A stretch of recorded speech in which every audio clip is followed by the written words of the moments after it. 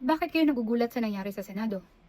Di ba nga sa movie na Swapped, binigyan na tayo ng warning na kung sino pa yung pinakamabait, kung sino pa yung tinuturing nating kaibigan, siya pa yung magpapahamak sa atin at siya pa yung pwedeng manakit sa atin.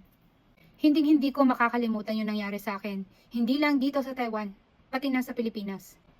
Yung paulit-ulit kang pagtataksilan ng mga taong kilala mo at tinuring mong pamilya, hindi lang kaibigan. Kaya nga, di ba nasa Bible, mag-ingat ka kung sino yung mga kasama mo, kung sino yung mga kaibigan mo.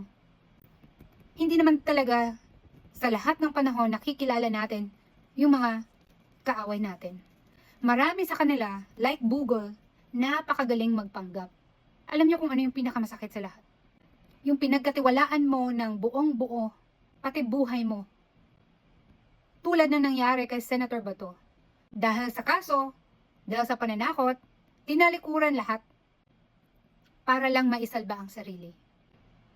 Tulad ni Senator Bato and the rest of the Power 13, nararamdaman ko ang sakit ng pagtatraidor ni Senator Cheese Escudero. Naranasan nyo ng magtiwala sa isang tao. Akala nyo hindi kayo iiwan.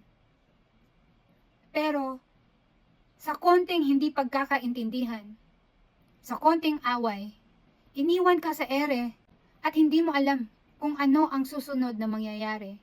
Hinayaan ka lang mag-isa na parabang nasa isang bangin, half ng katawan mo halos mahulog na, pero wala namang taong pwedeng humila sa'yo, paakyat para hindi ka tuluyang mahulog.